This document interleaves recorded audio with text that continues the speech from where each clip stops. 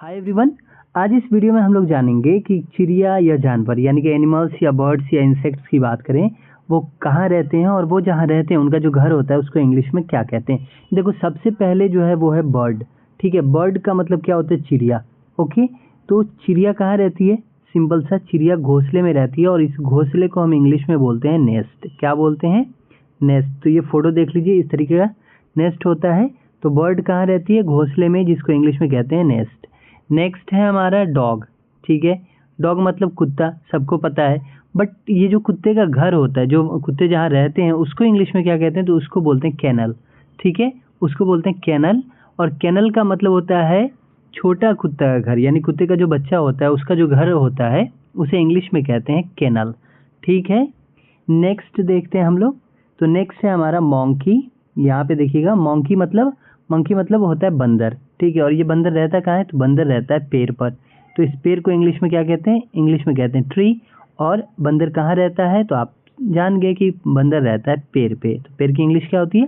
Tree. Tree होती है। Okay, next हमारे सामने मधुमक्खी। ये देख सकते हैं मधुमक्खी उड़ रही है।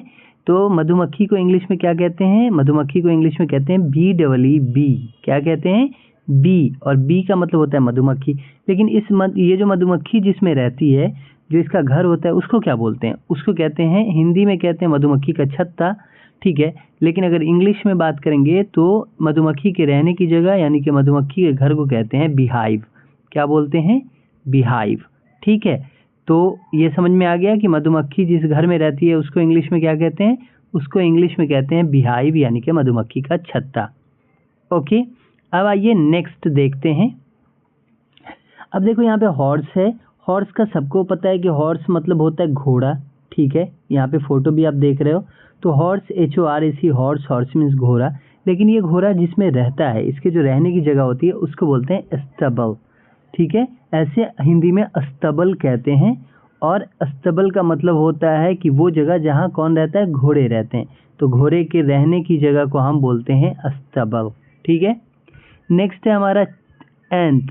एंट का मतलब क्या होता है? एंट का मतलब होता है चींटी। ये आपको पता है, लेकिन ये आपको पता नहीं होगा कि एंट जिसमें रहती है उसको इंग्लिश में क्या कहते हैं। तो देखो, चींटी के रहने की जगह को हम बोलते हैं एंथिल।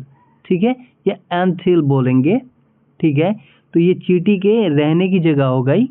और आप देखे होंगे कि चींटी जो है छोटे छोटे छेद बनाती है, उसमें रहती है, तो उसको ही इंग्लिश में कहते हैं एंथिल।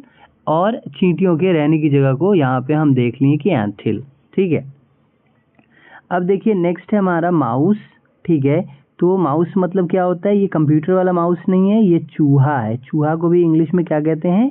माउस ही कहते हैं। ओके, तो चूहा मतलब इंग्लिश में बोलेंगे तो माउस। माउस का मतलब होता है चूहा, MOUSE। बट चूहा कहाँ रहता है? तो चूहा रहता है छेद में, बिल में। तो उस बिल को बोलते हैं होल। ठीक है, HOLE, होल। एक होता है WHOLE, होल। होल उसका मतलब होता है पूरा। बट छेद या बिल के लिए हम यूज़ करते हैं होल, जो कि HOLE होता है। तो चूहे के रहने की जगह को इंग्लिश में कहते हैं हम होल। होल का मतलब होता है छेद। ठीक है, नेक्स्ट है हमारा हाथी। हाथी को इंग्लिश में बोलते हैं एलिफेंट। ELEPHANT, elephant. एलिफेंट का मतलब क्या हो गया? हाथी हो गया। बट ये हाथी रहता कहाँ है भैया? हाथी रहता है जंगल में। तो जंगल को इंग्लिश में क्या कहते हैं? इंग्लिश में कहते हैं फॉरेस्ट। जंगल को इंग्लिश में क्या कहते हैं?